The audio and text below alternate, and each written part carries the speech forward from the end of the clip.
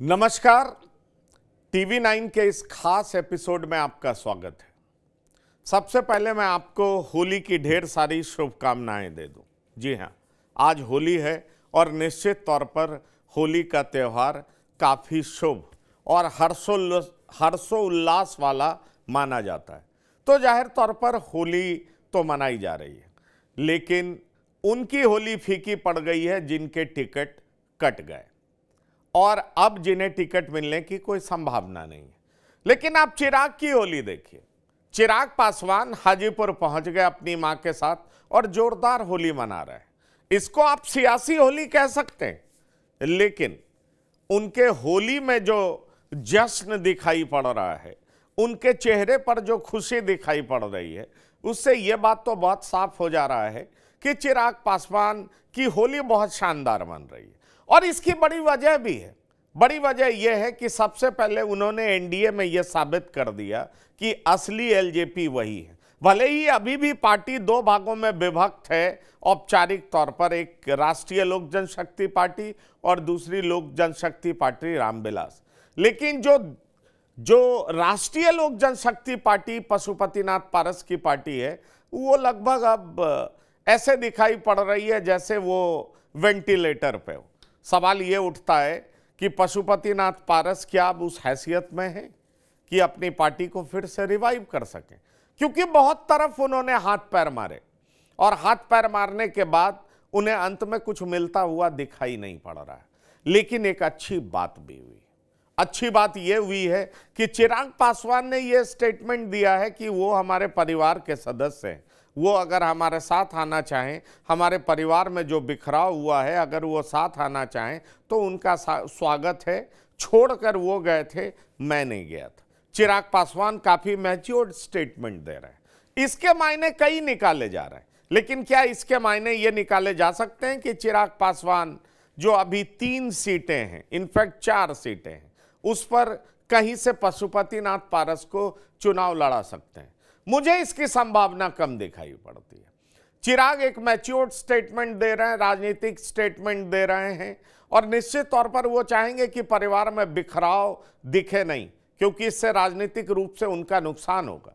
लेकिन ये जो उनका स्टेटमेंट है, मुझे साफ तौर पर दिखाई पड़ रहा है कि ये महज राजनीतिक है, क्योंकि चिराग पासवान एक बार अपने चाचा, अपने चचेरे भाई, तमाम लोगों को परखना जरूर चाहेंगे और उनको कुछ इंतजार जरूर कराना चाहेंगे, क्योंकि पार्टी में विद्रोह की स्थिति अगर किसी ने पैदा की थी तो ये उनके चाचा थे। और उन तमाम सांसदों को चिराग सबक सिखाने के मूड में, जिन्होंने उनका साथ छोड़ दिया था और चिराग अलग थलग पड़ गए थे। अब सवाल उठता है कि जिस तरीके से चिराग हाजीपुर में होली मना रहे हैं और संसदीय बोर्ड ने उनको अधिकृत कर दिया है कि पार्टी को लेकर के तमाम फैसले वो ले सकते हैं, तो चिराग पासवान करने वाले क्या? चिराग पासवान किस किस को टिकट देने जा रहे हैं? क्योंकि एनडीए में और घटक दल की बात करें तो सबने अपनी सीटें डिक्लेयर कर दी। जेडीयू ने साफ कर दिया है कि उसके 16 उम्मीदवार कौन होंगे। बीजेपी ने साफ कर दिया है कि उसके 17 उम्मीदवार कौन होंगे। लेकिन अभी चिराग पासवान ही है जिन्होंने सस्पेंस बनाया हुआ है कि उनके हिस्से जो 5 सीटें आई हैं, उसमें 1 सीट हाजीपुर तो क्लियर हो गया कि चिराग पासवान लड़ेंगे, इसलिए चिराग पासवान वहां होली खेल रहे हैं, जिसको आप सियासी होली कह सकते हैं। चिराग पासवान अपने लिए माहौल बना रहे हैं, जिसको आप कुछ भी नाम दे दें, लेकिन चिराग पासवान खुश हैं, मस्त हैं, उनकी होली शानदार बीत रही है और मनाई जा रही है। लेकिन सवाल यह उठता है कि बाकी 4 सीटों पर कौन? इसकी चर्चा हम आपके साथ करने जा रहे हैं, क्योंकि अगर आप जमुई की बात करें तो जमुई को लेकर के यह तय माना जा रहा है कि उनके अपने बहनोई, जो उनकी बहन है, उनके हस्बैंड अरुण भारती हैं, वो चुनाव लड़ेंगे। दरअसल अरुण भारती के बारे में कहा जाता है कि अरुण भारती गोपालगंज से चुनाव लड़ना चाहते थे, उनकी प्राथमिकता गोपालगंज थी, लेकिन गोपालगंज चूंकि चिराग के हिस्से में गई नहीं, इसलिए अरुण भारती को जमुई से लड़ाया जाएगा। और ये अरुण भारती जो है चिराग पासवान के बहनोई हैं, और अरुण भारती की मां भी विधायक रह चुकी हैं, तो पारिवारिक पृष्ठभूमि अरुण भारती का भी राजनीतिक है, इसलिए अरुण भारती राजनीति में उतरने जा रहा है। उनके सामने आरजेडी से अर्चना रविदास होंगी, इसमें कोई शक नहीं है, क्योंकि आरजेडी ने भी अपना कैंडिडेट डिक्लेयर कर दिया। लेकिन अब चिराग पासवान के हिस्से की 3 और सीट है, वहां से कौन होगा, इसको लेकर के अभी भी सस्पेंस बरकरार है। इसलिए मैं कह रहा हूं कि आज होली है, कईयों की होली जोरदार मन रही होगी जिन्हें टिकट मिल रहा होगा, जिनके टिकट कट गए उनकी होली खराब बीत रही होगी, होली के रंग फीके पड़ गए होंगे। लेकिन जो सस्पेंस की स्थिति में है वो एक अजीबोगरीब स्थिति में होंगे। उन्हें ना तो पुआ मीठा लग रहा होगा और ना ही गुजिया मीठा लग रहा होगा, और साथ ही साथ जो दही बड़ा खाते हैं उसका स्वाद फीका लग रहा होगा, और निश्चित तौर पर उनकी निगाहें, उनकी नजरें टिकट पर अटकी हुई होंगी। इसलिए मैं आपसे कह रहा हूं कि अगर वैशाली का जहां तक सवाल है तो वैशाली में 4 उम्मीदवार टिकट के लिए लाइन में खड़े हैं। एक वीणा देवी है जो इनकी पार्टी के संयुक्त लोजपा की सांसद हुआ करती थी, लेकिन उन्होंने चिराग पासवान का साथ छोड़ दिया था, वो पशुपतिनाथ पारस के साथ अलग हट गई थी। लेकिन पिछले कुछ महीनों से, कह लीजिए 1 साल से, वो फिर से चिराग के साथ घूमने लगी, चिराग के पक्ष में आ गई। ऐसे में यह कहा जाने लगा कि वैशाली से वीणा देवी को रिपीट किया जा सकता है, लेकिन चिराग अपने कोर ग्रुप में कई बार कह चुके हैं कि वैसे किसी सांसद को टिकट नहीं देंगे जिन्होंने इनका साथ छोड़ा था। तो सवाल उठता है कि वैशाली से वीणा देवी नहीं तो कौन? तो 2 संजय सिंह हैं जिनकी चर्चा बहुत जोरों पर है। ऐसे में सवाल उठता है कि 2 में कौन एक संजय होगा जो कि वैशाली से चुनाव लड़ेगा। साथ ही साथ विनीता विजय का भी नाम लिया जाता है जो कि रघुनाथ पांडे की बहू है। अब ऐसे में सवाल उठता है कि संजय सिंह लड़ेंगे, 2 संजय सिंह हैं, या विनीता विजय लड़ेंगे जो कि रघुनाथ पांडे की बहू है। किसको टिकट मिलेगा, इसको लेकर के आज भी सस्पेंस बरकरार है। इसलिए मैं आपसे कह रहा हूं कि चिराग पासवान अभी भी अपने खेल में बहुत लोगों को उलझाए हुए हैं। ये बात और है कि वैशाली को लेकर के ये भी चर्चा बाहर आई थी कि अरुण कुमार सिंह, जिन्हें चिराग पासवान नवादा या जहानाबाद से लड़ाना चाहते थे, लेकिन एनडीए ने नवादा या जहानाबाद चिराग के कोटे में दिया नहीं, इसलिए चिराग की स्थिति वैसी रही नहीं कि वो अरुण कुमार सिंह को लड़ा सके।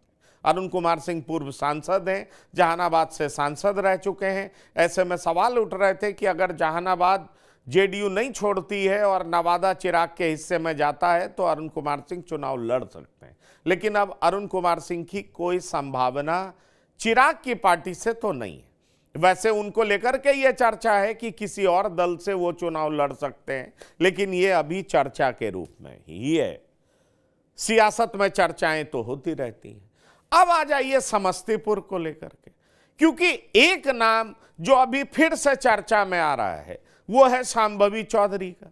कि क्या शांभवी चौधरी, जिनको लेकर के कहा जा रहा था कि पासी की संख्या जमुई में बहुत ज्यादा है और वहां के प्रभारी मंत्री उनके पिता अशोक चौधरी रह चुके हैं जेडीयू के तरफ से, और इसीलिए उनकी दिलचस्पी जमुई में थी और जमुई वो लगातार जाते थे। इस बात को लेकर के ललन सिंह से उनकी अनबन भी हुई थी जब ललन सिंह जेडीयू के राष्ट्रीय अध्यक्ष हुआ करते थे। तो क्या अशोक चौधरी की बेटी को टिकट समस्तीपुर से मिल सकता है, या संजय पासवान वहां से उम्मीदवार होंगे? क्योंकि दोनों के नाम की चर्चा बहुत जोरों की है। जी हां, ऐसे में सवाल उठता है कि चिराग पासवान किसको चिन्हित करेंगे, इसको लेकर के सस्पेंस अभी भी बना हुआ है। और तीसरे सीट की बात करें, खगड़िया, जो कि चिराग के हिस्से में आई है। जी हां, तो चिराग के हिस्से में खगड़िया सीट मिली है। रेणु कुशवाहा चिराग के साथ हैं, चिराग की पार्टी में हैं, लेकिन रेणु कुशवाहा को टिकट मिलेगा कि नहीं मिलेगा, इसको लेकर के भी संशय बना हुआ है। कहा जा रहा है कि अजय कुमार भी वहां से उम्मीदवार हो सकते हैं। 2 और नाम हैं जिनकी चर्चा बहुत जोरों पर है। कहा यह जा रहा है कि एक और नाम विवेकानंद यादव, जिन्हें टिकट दिया जा सकता है। ऐसे में सवाल उठता है कि अगर विवेकानंद यादव को भी टिकट दिया जा सकता है तो क्या विवेकानंद यादव खगड़िया से चुनाव लड़ेंगे, रेणु कुशवाहा चुनाव लड़ेंगी, या अजय कुमार चुनाव लड़ेंगे? आखिरकार खगड़िया से कौन चुनाव लड़ेगा? तो मैंने आपको चिराग की जो तमाम सीटें हैं उसके बारे में आपको बातें बताई कि चिराग मजे में होली खेल रहे हैं, कह रहे हैं कि उनकी कोई भी रंजिश उनके चाचा से नहीं है, अच्छा होगा परिवार एकजुट हो जाए। लेकिन जहां तक समस्तीपुर में प्रिंस राज को लड़ाने का सवाल है, प्रिंस राज को लेकर के वो सॉफ्ट कॉर्नर पब्लिक में जताने की कोशिश करते हैं, लेकिन टिकट देने की कोई चर्चा नहीं। जहां तक सवाल है उनके चाचा पशुपतिनाथ पारस की, तो वो ये कहते हैं कि पारस खुद छोड़ करके गए थे, उनके चाचा ने उनका साथ छोड़ा था, इसलिए परिवार के साथ आने की बात करते हैं लेकिन टिकट देने की बात नहीं करते। इसलिए सभी नए नाम होंगे, सभी नए चेहरे होंगे, ये तय माना जा रहा है। अब सवाल ये उठता है कि चिराग अपने पार्टी के सीटों की घोषणा कब करेंगे, क्योंकि पहले चरण के चुनाव में जमुई भी आता है, जमुई में पहले चरण में ही चुनाव होना है। अरुण भारती से ऐसे कह तो दिया गया है कि आप तैयारी करिए। अब मेरे सूत्र बताते हैं कि अरुण भारती जमुई को लेकर के बिल्कुल कॉन्फिडेंट हैं, लेकिन अगर 3 सीट की बात करें तो 3 सीट को लेकर के लगातार सस्पेंस बना हुआ है, वो है समस्तीपुर, खगड़िया और वैशाली।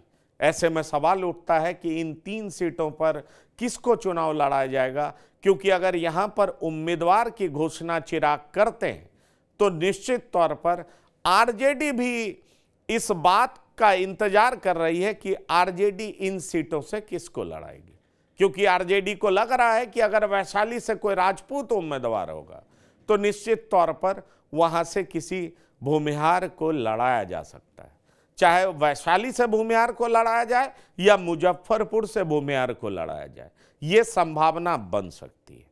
अब ऐसे में सवाल उठता है कि मुजफ्फरपुर आरजेडी अपने पास रखेगी, क्योंकि मेरे सूत्र तो बता रहे हैं कि मुजफ्फरपुर आरजेडी कांग्रेस को देना चाहती है, लेकिन सीटों के बंटवारे को लेकर के, कैंडिडेचर को लेकर के, चाहे किसी पार्टी के कैंडिडेट हों, महागठबंधन में लालू प्रसाद ये तय तो जरूर करेंगे कि यहां से किसको लड़ाया जाना चाहिए, उनकी बड़ी भूमिका तो होगी। इसलिए आपने वैशाली से आरजेडी के उम्मीदवार के तौर पर मुन्ना शुक्ला का नाम सुना था और साथ ही साथ रमा सिंह का भी नाम चल रहा है। इसलिए कहा जा रहा है कि दोनों में से कौन उम्मीदवार होगा ये तब पता चल सकेगा जब चिराग पासवान वैशाली में उम्मीदवार की घोषणा कर देंगे। और जहां तक समस्तीपुर का सवाल है तो समस्तीपुर से यह तय माना जा रहा है कि retired IPS BK Ravi Congress के उम्मीदवार समस्तीपुर से होंगे, लेकिन उनके सामने चिराग की पार्टी के कौन उम्मीदवार होंगे इसको लेकर के अभी भी सस्पेंस बना हुआ है। बहरहाल एनडीए के घटक दल बीजेपी हो या जेडीयू हो, उन सब ने अपने अपने उम्मीदवारों की घोषणा कर दी है, कहीं से कोई संशय नहीं रह गया है। एनडीए में कुछ लोगों के टिकट काटे गए हैं, बक्सर से अश्विनी चौबे केंद्रीय मंत्री थे, उनका टिकट काट दिया गया। जहां तक मुजफ्फरपुर का सवाल है वहां से अजय निषाद का टिकट काट दिया गया। जहां तक शिवहर का सवाल है, रमा देवी वहां से सिटिंग एमपी थी, रमा देवी का टिकट छोड़ दिया गया, मतलब वो सीटें छोड़ दी गई और जेडीयू के कोटे में दे दी गई। और अगर चौथी सीट की बात करें नवादा, तो नवादा में विवेक ठाकुर को उतार दिया गया। अब ये बात बक्सर में भी चल रही है कि बक्सर के भी जो उम्मीदवार मिथिलेश तिवारी हैं वो भी स्थानीय नहीं है, तो वहां पर भी बात चल रही है कि स्थानीय उम्मीदवार क्यों नहीं बक्सर में लाया जाता। नवादा में भी यह बात चल रही है कि स्थानीय उम्मीदवार जब से परिसीमन के बाद नवादा रिजर्व सीट से बाहर आया है, एक बार भी वहां के सांसद स्थानीय नहीं हुए। ऐसे में सवाल उठ रहा है कि पहले भोला सिंह, फिर गिरिराज सिंह, फिर चंदन सिंह, अब विवेक ठाकुर क्यों? इसलिए नवादा की सीट को लेकर के कहा जा रहा है कि गुंजन सिंह वहां मैदान में उतर सकते हैं, जो कि गायक हैं, जिनकी गायकी के लोग मुरीद हैं, दीवाने। इसलिए एनडीए में भी स्थिति अगर कुछ सीटों पर कहें तो बहुत अच्छी नहीं है, क्योंकि विरोध का सामना एनडीए के उम्मीदवार को करना पड़ सकता है। ऐसे में सवाल उठता है कि क्या बीजेपी का मिशन 40 जो कि बिहार को लेकर के है वो पूरा हो सकेगा? बड़ा सवाल है। और सवाल यह भी है कि एनडीए में बीजेपी सबसे बड़ी घटक दल है, उसके बाद जेडीयू क्या 16 की 16 सीटें जीत पाएंगे? चिराग अगर अपने 5 उम्मीदवारों की घोषणा करते हैं, एक की घोषणा वो कर चुके हैं, 4 कौन उतारेंगे और चारों का स्ट्राइक रेट क्या होगा, ये भी देखने वाली बात होगी। बहरहाल आज चिराग होली खेल रहे हैं, जबरदस्त होली मन रही है। इस होली में उनकी मां रीना पासवान भी साथ में है। ऐसे में सवाल उठता है कि चिराग पासवान के विरोध में क्या पासवान परिवार का ही कोई होगा? क्योंकि मैंने एक वीडियो में आपको बताया था कि साधु पासवान की पत्नी, जो कि चिराग पासवान की स्टेप सिस्टर हैं, दिवंगत नेता रामविलास पासवान की पहली पत्नी की बेटी हैं, वो मैदान में उतर सकती हैं। आशा देवी, क्या आशा देवी को उतारा जाएगा? क्योंकि एक चर्चा शिवचंद्र राम को लेकर के भी है, जो कि पिछले बार पशुपतिनाथ पारस के खिलाफ उम्मीदवार थे। तो यह देखना दिलचस्प होगा कि चिराग के खिलाफ उम्मीदवार कौन बनता है। और साथ ही साथ ये भी देखना दिलचस्प होगा कि 3, खासतौर पर 4 जो और सीटें हैं चिराग के कोटे में, वहां किसको उम्मीदवारी दी जाती है, उम्मीदवार कौन बनता है, और वो चारों नए चेहरे क्या संसद पहुंच पाएंगे, ये एक बड़ा सवाल है। क्योंकि चिराग के बारे में कहा जा रहा है कि किसी भी पुराने सांसद को वो रिपीट करने नहीं जा रहे हैं, क्योंकि ये वो तमाम सांसद थे जिन्होंने उनका साथ छोड़ दिया था और पशुपतिनाथ पारस का हाथ पकड़ा था। बहरहाल इस प्रोग्राम में इतना ही। आप बने रहिए टीवी 9 के साथ। धन्यवाद, नमस्कार।